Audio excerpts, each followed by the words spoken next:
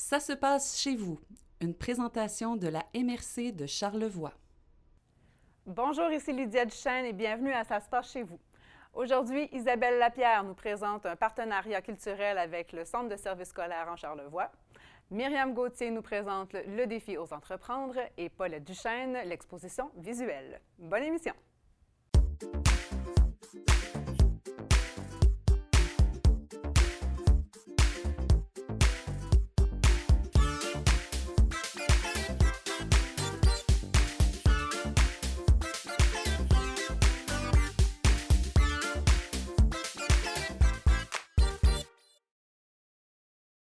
On commence cette série d'entrevues avec Isabelle Lapierre. Bonjour Isabelle. Bonjour. Alors Isabelle, tu viens nous parler d'un projet qui est en fait un partenariat entre différents acteurs du milieu culturel et le Centre de services scolaires en Charlevoix. Est-ce que tu peux nous dire, pour commencer, un peu c'est quoi la genèse du projet? D'où vient l'idée? C'est quoi les objectifs? Dans le fond, cette année, c'est sûr qu'on avait une nouvelle réalité là, pour les ateliers culturels, puisque on ne pouvait pas les faire en présentiel. Puis, on a eu la possibilité de les faire en visioconférence. OK. Donc, ça a été quand même un questionnement au départ, puis une adaptation aussi au niveau des organismes. Donc, on a réussi là, quand même à mettre ça de l'avant. Donc, je peux te l'expliquer là, si tu veux. C'est quand même un projet qui est d'envergure. Oui, puis là, on parle des ateliers culturels qui avaient lieu dans les classes du primaire et du secondaire, c'est ça? Oui, exactement. OK. Donc, de quelle façon ça a été adapté là, pour le visioconférence? Dans le fond, à chaque année, on a des subventions avec la culture à l'école. Puis dans le fond, ce qu'on a décidé de faire, dans le fond, l'initiative là, que j'ai eue, c'est de proposer aux directions d'école, dans le fond, cette année, une tournée pour être capable de mobiliser, dans le fond, nos organismes, puis de travailler ensemble pour être capable d'avoir le plus d'ateliers possible. Puis comme c'est en visio, de faire une programmation avec ça, dans le fond, pour être capable de donner au moins aux primaires 2 ateliers par élève. OK. Et au secondaire, le plus possible, des enseignants qui étaient intéressés, dans le fond, à vivre les activités. Donc, ce projet-là s'est développé. Là, il y a eu plusieurs étapes là, aussi. Puis là, ces ateliers-là, est-ce qu'ils sont donnés dans le cadre d'un cours à l'école avec toute une classe en même temps? Oui. OK. Oui, là, on a commencé depuis début février. Dans le fond, c'est Carrefour Paul Médéric les premiers à s'initier au projet. OK. J'ai d'ailleurs assisté à un atelier la semaine passée. C'était vraiment... c'est sûr qu'il y a les petits pépins technologiques là, au niveau des enseignants. T'sais, on est tous un peu des apprentis là-dedans en ce moment. Personne n'utilise la même plateforme non plus. Il faut toujours s'adapter. Oui, exactement. Puis nous, on travaille avec Teams. Fait que c'est sûr que Teams, des fois, ça marche pas. C'est pas comme Zoom, là, comme ce qu'on fait aujourd'hui. Mais je dirais que l'enthousiasme des élèves et d'enseignantes là, après l'atelier, ça a été vraiment génial. Donc, ça m'a fait du bien de voir, en tout cas, après tout le travail qui est en arrière, dans le fond, de voir le résultat sur le terrain. Là, ça a été vraiment super. Fait que dans le fond, on réussit cette année à amener la culture dans l'école avec nos jeunes. On réussit à faire travailler aussi nos organismes là, un petit peu plus là, aussi avec ce projet-là. Là, ces organismes-là, il y en a plusieurs. Tu as parlé du Carrefour culturel Paul Médéric. C'est qui les autres qui sont avec vous? Oui, dans le fond, on l'a offert à tous, mais il y en avait qui avaient des réalités là, différentes, que c'était pas possible pour eux cette année. On a avec nous le Musée de Charlevoix. Oui. On a Musée maritime, les Moulins de l'Île aux Coudes. On a Guêpes. On a, c'est ça, le Carrefour Paul Médéric. Le manoir aussi, je crois. Le camp Le Manoir, Oui. effectivement. Puis, on a aussi un auteur du Nouveau-Brunswick avec la SELF. C'est un organisme là, de littérature, dans le fond. Là. OK. On a ça aussi cette année. OK. Et puis, est-ce que tu peux me donner une idée de à quoi ça ressemble, les ateliers que chacun va donner? Y a-t-il du matériel qui est envoyé en classe pour participer en même temps? Oui, comme au Carrefour, dans le fond, c'est Mme Fanny Dubourg qui donne les ateliers. OK. Elle a envoyé, dans le fond, à chaque enseignant une enveloppe avec de la laine. Puis là, les enfants sont amenés à faire une petite tuque, une mini tuque en laine Donc, elle explique tout le processus de la laine, ça vient d'où? Est-ce que ça vient juste des moutons? Ben non, il y a d'autres animaux qui peuvent en donner. Puis là, elle explique tout ça, dans le fond, de l'étape de la tonte à... OK, fait que ça va plus loin que juste la fabrication du petit bricolage. Oui, c'est ça. Fait que là, après ça, ben, dans le fond, l'atelier pratique, c'est à la fin, dans le fond, de l'atelier. Puis, ben, c'est ça, là. Donc, c'est possible aussi de faire réaliser des choses concrètes aux jeunes. Il faut que ça reste simple, bien sûr, parce que l'enseignante, sinon, si c'est trop compliqué puis qu'il y a trop de demandes des enfants, ça devient compliqué. Oui, on ne veut pas que ça ajoute à la charge de travail, là. Oui, exactement. On a aussi, tu vois, l'auteur du Nouveau-Brunswick va nous envoyer une série de livres pour chaque classe. Donc, ça, c'est vraiment un beau cadeau en même temps que les jeunes vont en voir. Puis, je sais qu'aussi le Moulin de l'Île aux Coudes, il envoie un petit bricolage à faire aussi en classe. Il envoie aussi de la documentation un petit peu ou, tu sais, du petit découpage à faire. Donc, il y a des photocopies qui se fait. Fait que, dans le fond, il y a un beau travail de collaboration, autant, tu sais, des enseignantes qui reçoivent, dans le fond, cette activité-là. Ils ont des petites choses à faire, puis c'est une belle collaboration. Puis nos organismes qui étaient, quand j'ai proposé cette activité-là, dans le fond, ceux qui ont levé la main, dans le fond, on a eu une rencontre, là, justement, pour discuter un peu du projet, puis voir comment est-ce qu'ils voyaient ça. Puis il y avait une grande confiance en eux parce qu'ils sont quand même très... concernés par le programme éducatif. Donc, ils sont très professionnels dans l'offre de services pour nos jeunes. Donc, on a travaillé ensemble pour élaborer, dans le fond, une programmation pour une première année pour, dans le fond, c'est à l'essai aussi. Puis, on s'est assuré aussi que si jamais on pouvait, par miracle, le faire en présentiel, mais on est rendu un peu là, nous autres. Là. On peut le faire. On a des modalités qu'on peut le faire. Donc, que la programmation soit tout de suite transférable en présentiel. Donc, ça a été pensé... OK. Puis à l'inverse, en fait, on imagine que, mettons, l'année prochaine, si on devait faire en présentiel, puis après ça, revirer de bord en virtuel, bien, on serait capable, encore une fois, de le faire parce que là, ça va avoir été éprouvé. Oui.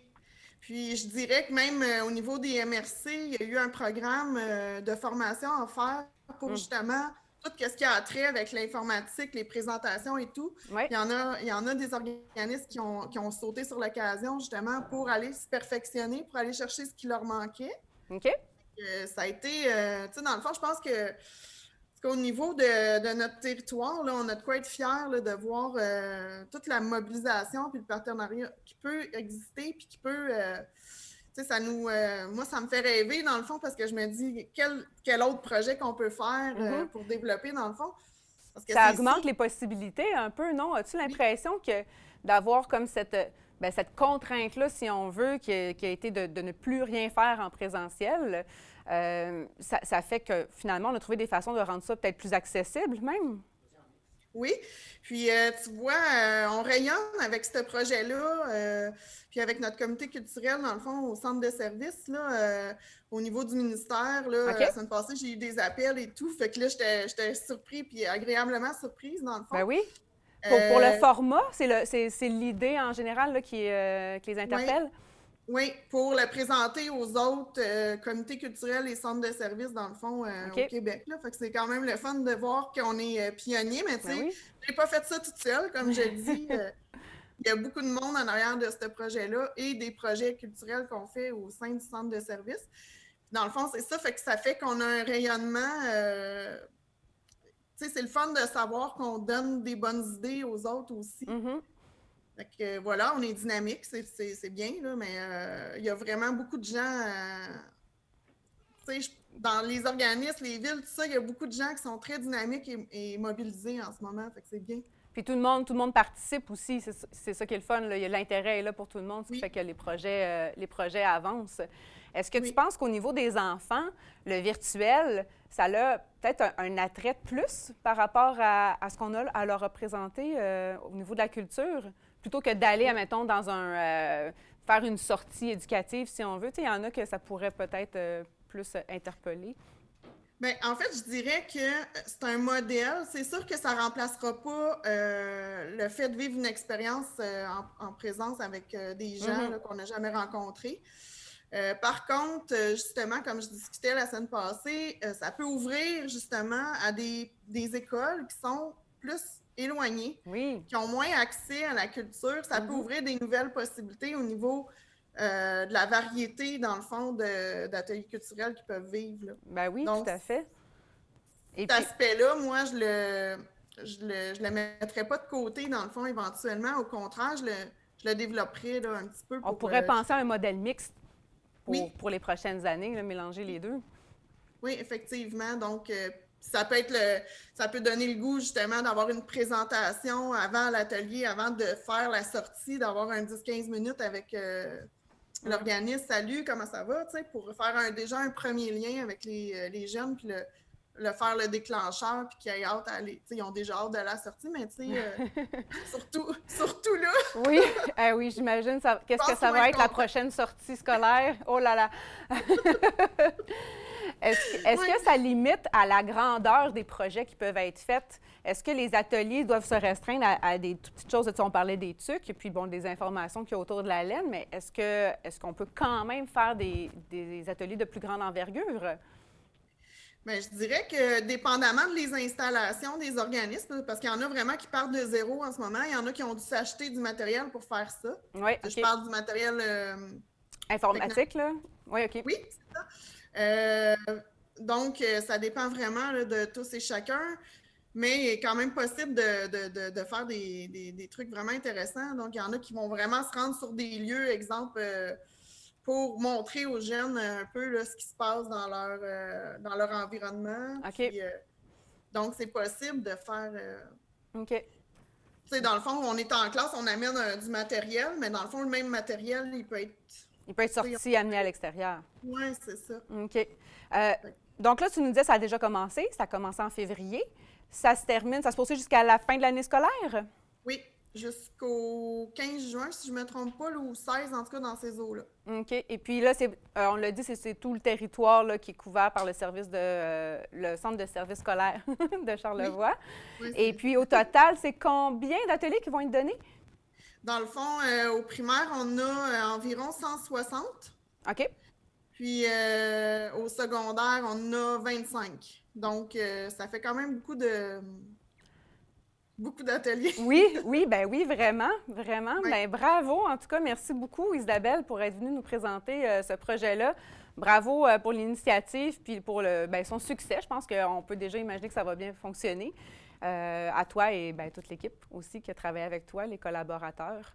On a hâte de voir ce qui va ressortir de ça finalement l'année prochaine. Mm-hmm. Merci beaucoup. Merci. À la prochaine. Bonne journée. Salut. Oui.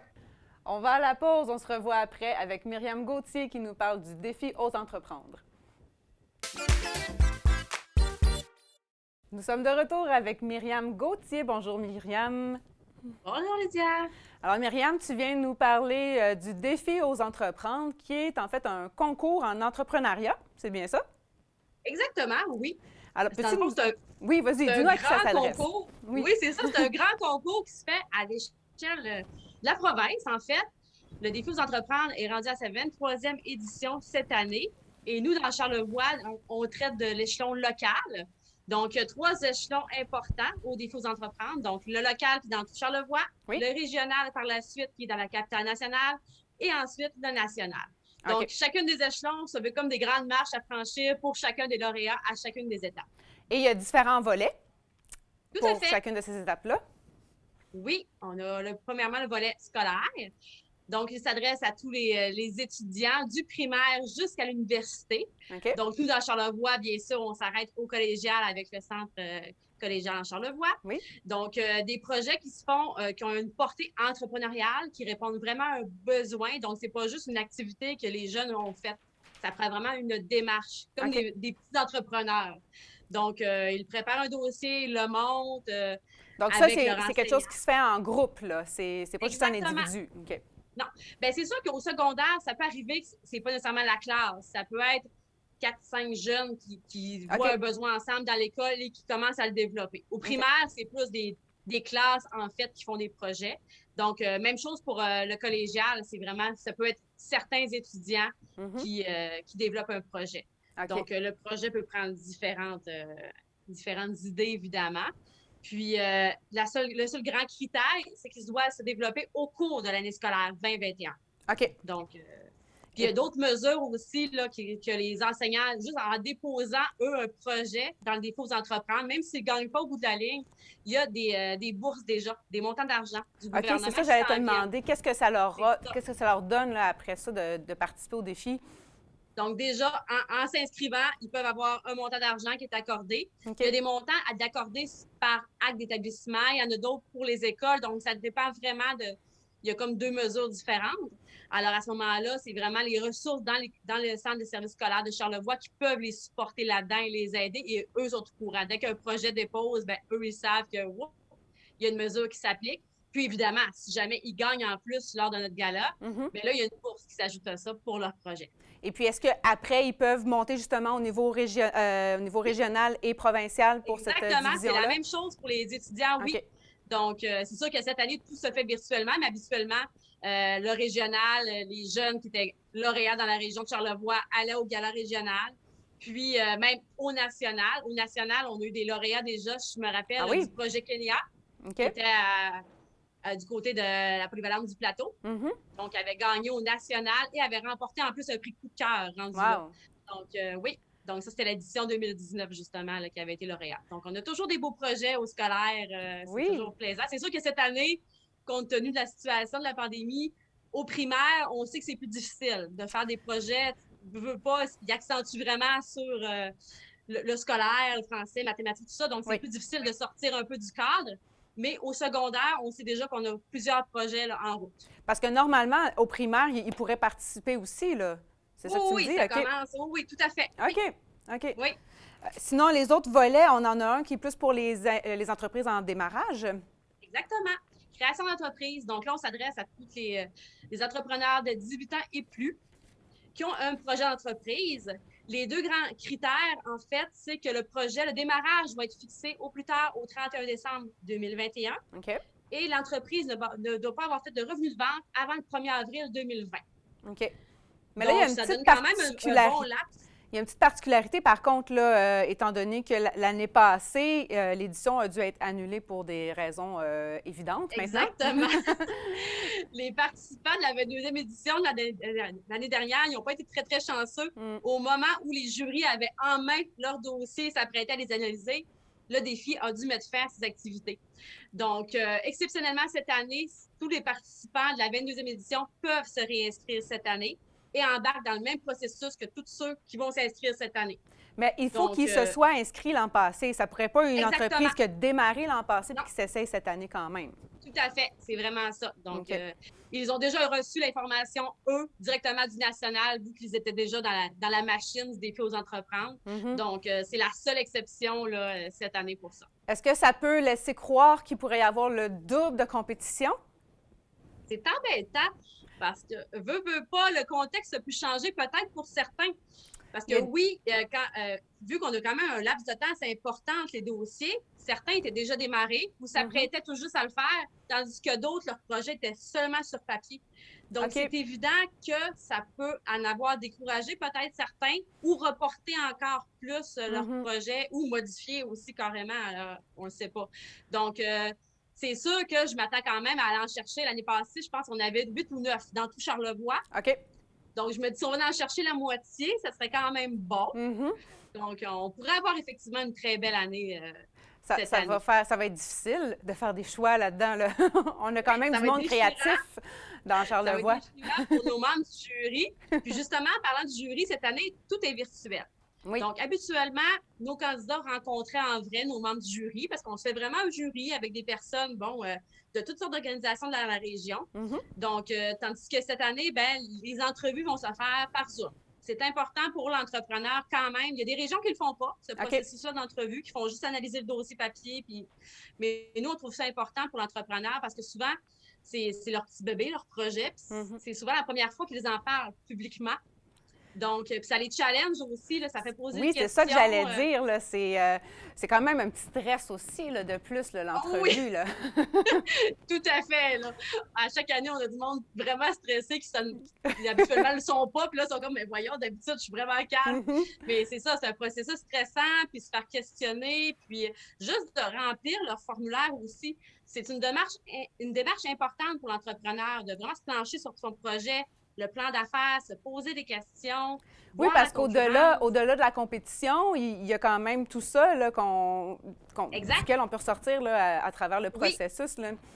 Oui, gagnant ou pas, au bout du compte, effectivement, le processus est gagnant en soi. Oui, tout à fait. Donc, se faire connaître aussi auprès de toutes les organisations, justement, qui sont membres ou qui sont partenaires du Défi Entreprendre. Oui. Puis même entre participants aussi, à chaque année, là, c'est sûr que ça va être virtuellement, j'ai hâte de voir, mais à chaque année, on a des beaux maillages entre les participants, une belle solidarité qui se fait, puis ils apprennent à se connaître. Ah, toi, tu fais ça, moi, je fais ça, on pourrait peut-être faire quelque chose. Il y a des ensemble. Partenariats qui se créent pendant le processus. C'est ça. Donc, c'est vraiment c'est un super beau défi, un beau concours. Puis, outre les jurys, on va avoir un gala quand même. Okay. Habituellement, on fait ça en grand au domaine Forgette et on le fait habituellement avec tout le monde, scolaire et entrepreneur. Donc, là, de quelle façon il va avoir lieu? En virtuel aussi? C'est ça. On tient à faire quelque chose virtuellement. On va sûrement devoir séparer, par contre, le scolaire et les entrepreneurs. Donc, on est en train, le comité, présentement, de travailler là-dessus. C'est sûr qu'il y a un gala le 1er avril, mais la formule reste à voir. Donc là, les participants vont pouvoir être chic en haut puis en mou en bas, c'est ça? Exactement, comme la plupart des galas qui se font ces temps-ci. Pour revenir un peu au volet là, création d'entreprise, dans ce volet-là, il y a des sous-catégories aussi là, selon les types d'entreprises, avec des partenaires différents aussi, là, je pense, là-dedans. Oui, bien, dans le fond, toutes les entreprises qui s'inscrivent, ils vont, en s'inscrivant, tu es dans une catégorie différente. Tu es en économie sociale, tu es en commerce. Donc, il y a plusieurs catégories comme ça. Donc, c'est évident, une entreprise en économie sociale ne sera pas en compétition contre une entreprise qui est dans le commerce. Donc, c'est pour ça qu'on a souvent, nous, plusieurs lauréats, 4, 5, 6 lauréats. C'est vraiment un lauréat par catégorie qu'on va avoir dans la région. Et c'est pas parce qu'une personne est seule dans sa catégorie, par exemple, qu'elle est sûre de gagner. Elle va forcément gagner, exactement, parce que il y a des critères d'analyse, il y a une grille de pointage et un pourcentage à obtenir pour pouvoir... parce que c'est bien gagné dans la région, mais le dossier va représenter aussi la région rendue régionale. Oui, parce que donc, là, encore une fois, on monte de palier à chaque fois. Même chose. Tous les lauréats montent au régional, donc dans le bassin de la capitale nationale, puis éventuellement peut-être monter encore plus haut au national. Puis c'est sûr que plus on monte les échelons, plus les bourses sont intéressantes également. Oui, forcément. C'est ça. Donc, au total, peux-tu me donner une idée, là, qu'est-ce qu'une entreprise là, qui se rendrait jusqu'au national, ça représente quoi, les bourses que cette entreprise-là peut aller chercher? C'est embêtant parce que, comme nous, au local, notre budget est indépendant. On doit nous-mêmes se monter notre budget, nos commanditaires. Même chose pour le régional. Donc, c'est sûr qu'au national, les bourses se ressemblent peut-être plus d'une année à l'autre. Mais au régional, encore là, ça va dépendre des partenaires, ça va dépendre du nombre de catégories qu'ils ont aussi reçues. Même chose pour nous. C'est sûr qu'on va chercher des commanditaires, on va chercher nos médias de la région qui offrent toujours des plans publicitaires à nos lauréats. Donc, on a même dans la région, tous les lauréats en création d'entreprise obtiennent 1 an d'abonnement à la Chambre de commerce. Donc, ça, c'est un petit plus qu'on est allé chercher à vos partenariats. Donc, nos bourses, ça peut jouer peut-être entre 300 et 350 $. Mais à ça, tu rajoutes justement l'adhésion de la Chambre de commerce, le plan publicitaire d'un média de la région. Donc, ça fait quand même un beau prix avec la visibilité qui entre en compte aussi. Donc, et tout ce qu'on apprend à travers le processus, comme on a dit tantôt.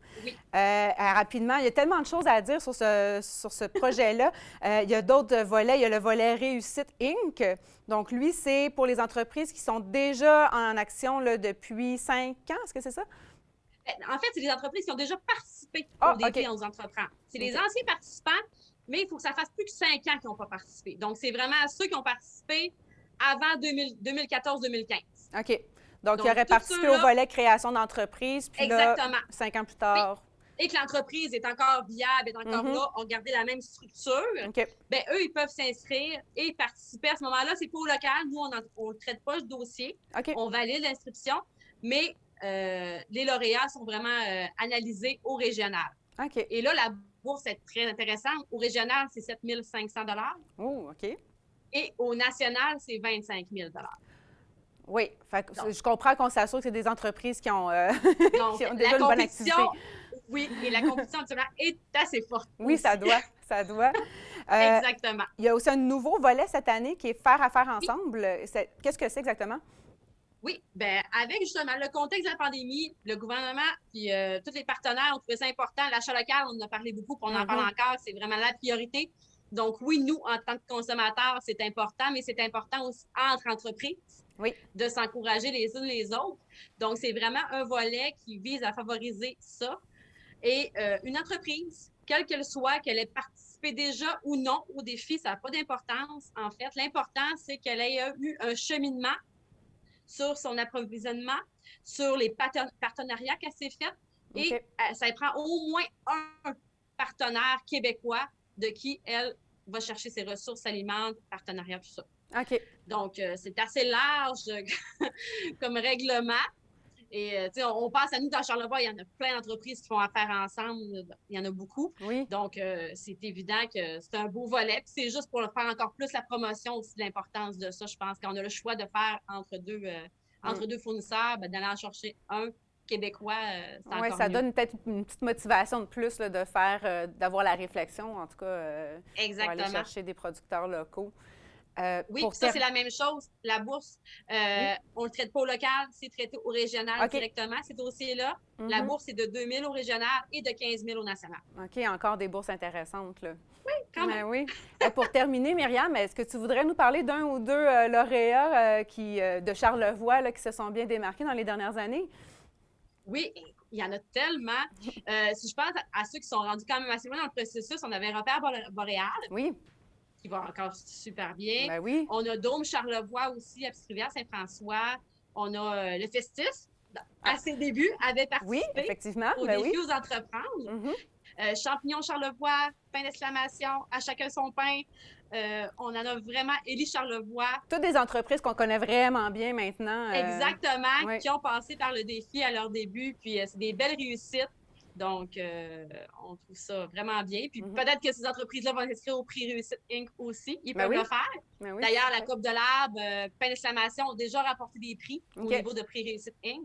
Donc, c'est vraiment le fun. Et tous les détails, dans le fond, du défi aux entreprendre, là, une entreprise ou un entrepreneur qui est intéressé à en savoir plus, là, sur Internet, c'est osentreprendre.québec. Toutes les informations sont là, bien détaillées par volet. Les formulaires d'inscription, critères d'évaluation. C'est simple, c'est facile. Et la date limite pour s'inscrire, c'est le 9 mars, 16h. Donc, et j'encourage les personnes à s'inscrire le plus tôt possible. Oui, il ne faut pas faire ça à la dernière minute. C'est quand même de l'ouvrage à monter comme dossier. Exactement. Puis si jamais il manque quelque chose dans votre dossier, parce que nous, on doit le valider. Donc, s'il manque quelque chose, puis la date limite n'est pas passée, on peut encore modifier le dossier. C'est possible de le travailler. Quand la date limite est passée, c'est trop tard. OK. Merci beaucoup, Myriam. On va vous souhaiter un beau gala. Oui! Et plein de belles entreprises à découvrir. Merci beaucoup. Exactement. Merci. Merci, à la prochaine. À la prochaine. C'est l'heure de la pause. On se revoit après avec Paulette Duchesne qui vient nous parler de l'exposition visuelle.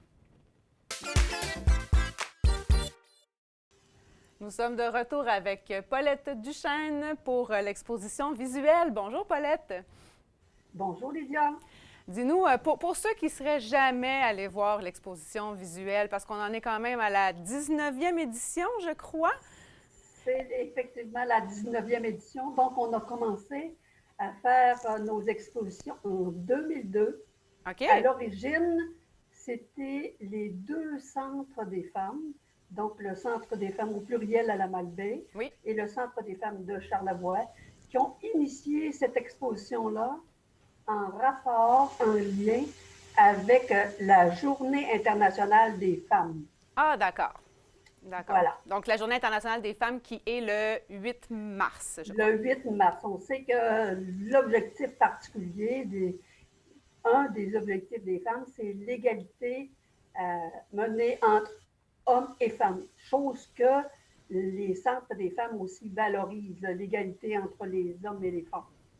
Oui, et puis là, ces expositions-là, en fait, ce ne sont pas des expositions faites par des artistes professionnels. C'est ouvert à toutes les femmes? Les expositions sont ouvertes à toutes les femmes, tout art, tout métier, je dirais. Oui. Et en autant que les gens veulent exprimer d'une certaine manière leur vision du monde. Alors, qu'on soit infirmière, mère de famille, je ne sais pas moi, travailleuse de n'importe quel secteur, en autant qu'on a quelque chose à dire, à exprimer, faire entendre sa voix, l'exposition est ouverte à ces gens-là. On fait depuis la mi-octobre, on lance une invitation donc des artistes recherchés pour faire en sorte que les gens entendent bien le message et s'inscrivent. Et cette année, vraiment, on a atteint un nombre d'inscriptions très intéressant, donc au-delà de 30 inscriptions, quand habituellement, c'est inférieur à ce nombre-là. Peut-être que le fait d'être confiné à la maison, hein, ça l'a mené à un peu plus de création. Je pense que vous avez raison, parce que d'une part, le thème qu'on a choisi, oui. Seul et relié, est vraiment en lien avec notre situation actuelle, qui est la pandémie. Oui. On ne voulait pas en soi dire tout le long qu'on était en pandémie. Mais c'est difficile de faire autrement. Là. Ça fait 1 an qu'on est là-dedans. C'est sûr que ça l'aurait teinté de toute façon, hein? Probablement, les œuvres. Oui, tout à fait. Et quand on voit les œuvres elles-mêmes, on se rend bien compte qu'on était en période de pandémie. Oui, et là, le thème cette année, c'est « Seul et relié ». C'est ça? Seul et relié, c'est ça. Bien sûr, on va toujours chercher quelque chose qui rejoint l'activité, l'intérêt, le développement par rapport à la situation des femmes dans le monde, dans la région et tout, là, mais c'est vraiment un lien avec la situation des femmes, là. Donc, c'est une réflexion là, sur la situation partout dans le monde, puis dans ce qu'on est présentement, là. Oui, on n'est vraiment pas isolé, là, seul et relié. Là. On sait qu'on est dans le monde entier là, dans cette situation-là. Donc, ça se reflète là, dans les œuvres. Et là, ces œuvres-là, il faut le dire aussi, c'est tout médium confondu. Il n'y a pas seulement de la peinture. Non, il n'y a pas seulement de la peinture, vous avez raison. On s'est ouvert aux sculptures, c'est ouvert à la peinture, c'est ouvert à l'écriture, c'est ouvert... si nous avions une exposition virtuelle X, là, ce serait ouvert aussi. Oui. Mais on accepte tous les médiums qui sont proposés dans les inscriptions. Et c'est quoi les critères de sélection pour les œuvres qui sont proposées? Les critères, c'est dans le fond très simple. Il faut d'une part que l'œuvre qui est exécutée, est faite, soit reliée au thème. Oui. Qu'elle soit non discriminatoire, respectueuse, qu'elle rencontre les critères de format de l'œuvre parce qu'on a une place à exposer et on ne peut pas prendre 50 heures, et des choses vraiment semblables qui sont vraiment des facteurs de base, des critères de base. Est-ce que d'être charlevoisien, c'est un critère aussi? Est-ce que les artistes doivent absolument vivre dans Charlevoix? Oui, absolument. Il faut vivre, c'est-à-dire qu'il faut que je vous dise 2 choses. D'une part, nous, c'est le Centre des femmes de Charlevoix. Donc, on a le secteur, si on veut, de la MRC de Charlevoix. Tandis que le Centre des femmes au pluriel, on a davantage la MRC de l'Est. Oui. Alors, il faut habiter soit dans l'Est pour exposer à la Malbaie, à la bibliothèque à la Malbaie, et dans le secteur de l'Ouest pour exposer au secteur de Baie-Saint-Paul. OK, donc là, il y a 2 expositions, en fait. Oui, absolument. Okay. Absolument. Okay. À l'origine, nous avions prévu tenir nos activités à la même date, mais la pandémie fait en sorte qu'il y avait une indisposition de salle. Donc, nous, on commence le 26 février et termine le 4 avril. Tandis qu'à la MRC de l'autre côté, ils commencent leur exposition le 19. Mais on est en même temps dans nos bibliothèques respectives. Donc là, pour Charlevoix-Ouest, ce sera, comme vous l'avez dit, à la bibliothèque de Baie-Saint-Paul. C'est ça, à la bibliothèque René Richard, dans la salle de Pierre Perrault. C'est une activité et une gracieuseté de la ville de Baie-Saint-Paul qui nous offre à chaque année cette possibilité-là d'exposer dans une très belle salle. Et en même temps, on sait que ça ne nous demande pas d'être obligé d'avoir des gens, des surveillants qui sont là sur place tout le temps. Et l'organisation, à savoir les masques, le liquide pour désinfecter, les pistes pour circuler, etc., tout ça, ça nous est gracieusement fourni par la bibliothèque, donc la ville de Baie-Saint-Paul. Oui. Alors, c'est leur participation. Oui, donc c'est grâce à ça qu'on aura une exposition cette année. Oui, tout à fait. Oui, parce qu'autrement, vous savez, à l'origine, on s'est posé la question si toutefois les bibliothèques n'étaient pas ouvertes, où est-ce qu'on pourrait exposer?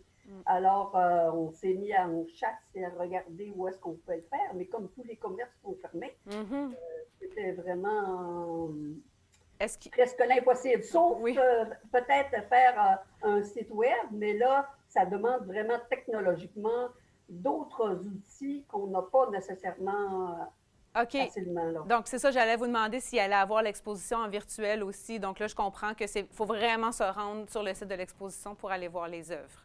C'est-à-dire qu'on pourra quand même la visualiser, cette exposition-là, par la collaboration de la télévision communautaire, TVCO, qui est la télé chez nous, par aussi le Facebook et sur le site des centres des femmes. OK.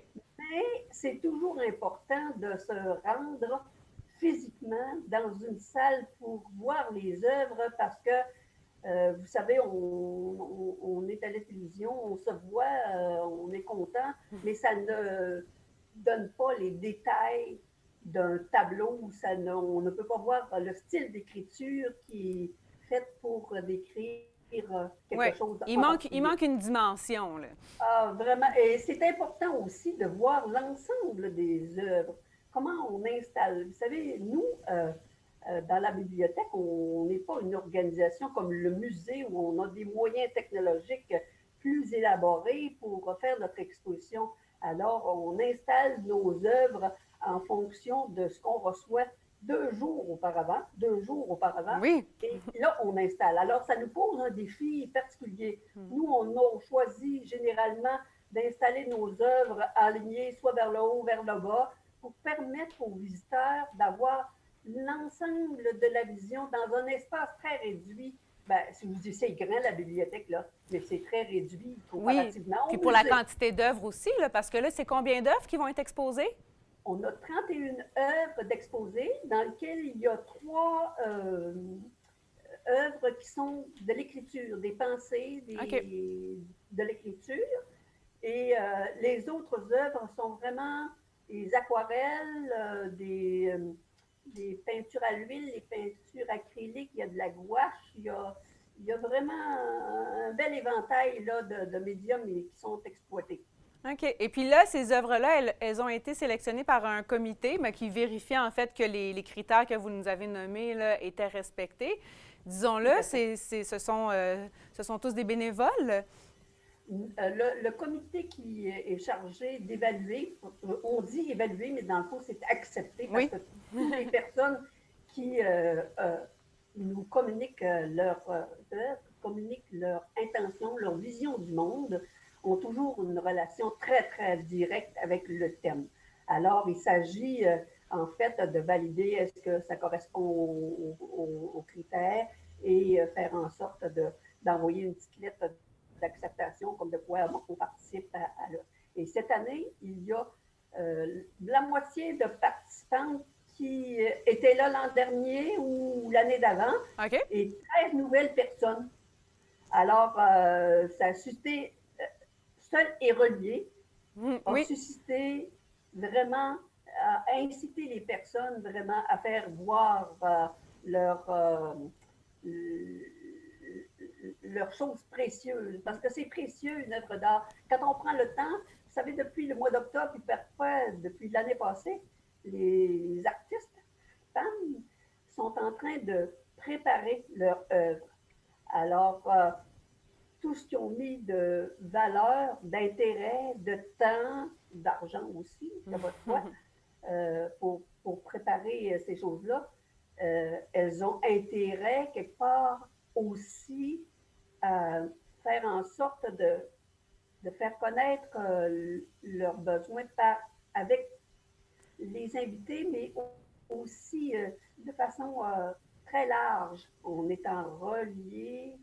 Oui. On essaie de se relier avec les différents médiums avec lesquels on peut travailler, mais ce relier-là est important. Dans le fond, les artistes ont travaillé en famille, les artistes ont travaillé avec des amis, ont travaillé avec le web, ont travaillé de différentes façons, là, mais en fait, tentent de faire en sorte de communiquer leur information à l'ensemble des gens.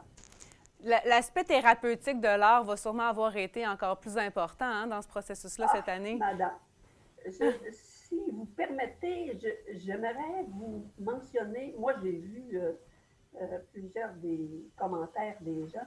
Mm-hmm. Si vous voulez, là, je vais vous passer un petit peu les thèmes. On a posé la question aux gens, pourquoi créer? Pourquoi créez-vous? Oui. Des femmes nous ont dit que c'était pour réfléchir, d'autres qui nous ont dit parce que c'était libérateur, d'autres qui nous ont dit que c'était pour leur âme, pour leur développement. Oui. D'autres nous ont dit que c'était pour le côté spirituel. Certains ont dit que c'était pour oublier la bêtise humaine. Donc, c'est un exutoire, hein? Ça va dans tous les sens. Que c'est libérateur, que ça donne de l'espoir, que c'est pour prendre du positif ailleurs, que c'est... Donc, c'était très large, mais l'essence de la famille est très présente dans les œuvres, la naissance, la création, l'espoir, tout ça en couleur et en grandiose. Là, dans le fond, donc, ça risque d'être une exposition qui va faire du bien aussi, hein, j'ai l'impression? Oui, on l'espère. Vous savez, cette année, on a malheureusement pas le droit de faire un vernissage. Parce que c'est un regroupement. Mais on a pensé quand même aller au-delà de ça et de faire en sorte de faire une espèce de petite ouverture en circuit fermé. Donc, quelqu'un qui va être là pour nous accueillir, pour nous dire bienvenue, on est encore là malgré tout ça, et un peu regarder l'ensemble des œuvres pour faire en sorte de répondre aux artistes qui, pour elles, c'est extrêmement intéressant de faire un vernissage parce que c'est au moment où si j'expose et vous êtes mon amie, ma fille, ben, c'est plaisant que vous veniez partager avec un petit verre de vin. Oui, présenter soi-même ses œuvres. De toutes les autres personnes parce que souvent, là, c'est au-delà de 75 personnes là, qui se présentent là. Là. Alors, c'est intéressant. Puis, encore plus intéressant parce que l'âge de nos exposants qui varie. Oui. Quel âge à peu près? Plus jeune, plus vieux? Une personne de 15 ans, une personne de 80. Ah, les autres à l'intérieur, Entre les deux. à l'intérieur de ça. Mais je pense que les femmes sont très positives, très créatrices. Certaines disent, moi, je ne suis pas nécessairement une artiste, je me vois plutôt comme quelqu'un qui veut partager des choses, je suis plus une créatrice qu'une artiste. Mais en fait, on voit dans le rendu qu'il y a des choses qui vont... Il y a un bel esprit créateur. Oui, c'est ça. Il y a beaucoup de talent. Et dans notre exposition, on veut mettre en œuvre, en dessous de chacune les tailles varient de 12 par 12 à 24 par 36. Les tailles. Et au-dessous des œuvres est indiqué le nom de l'artiste, le titre de sa pièce. Parce que le titre est vraiment, des fois, c'est comme oui. Alors, ça suscite un petit peu plus d'intérêt pour aller voir comment est-ce qu'on a... Ça amène la réflexion. Ah oui, absolument, absolument, absolument. Oui. Absolument. Et ensuite, la description que l'artiste fait elle-même de sa pièce, mais il y a toujours plus grand à voir que ce qui est écrit. Oui, ben oui. Écoutez, merci beaucoup, Paulette. C'est déjà tout le temps qu'on avait. Pour terminer, on va juste rappeler les dates auxquelles on peut aller voir l'exposition. Oui, alors c'est du 26 février au 4 avril aux bibliothèques, c'est-à-dire qu'il y a des heures particulières qui sont je dois vous dire que le dimanche, de 13h à 16h, le lundi, c'est fermé. Le mardi, donc, c'est selon les horaires des bibliothèques? C'est ça, mais c'est pas toujours ouvert. Donc, il faut vraiment... Il faut s'informer. Il faut s'informer, mais il faut y aller. Oui, absolument, absolument. Merci beaucoup, Paulette. Merci de m'avoir reçu. Merci à vous. C'est ce qui termine l'émission d'aujourd'hui. Merci d'avoir été avec nous. Je vous dis à la prochaine.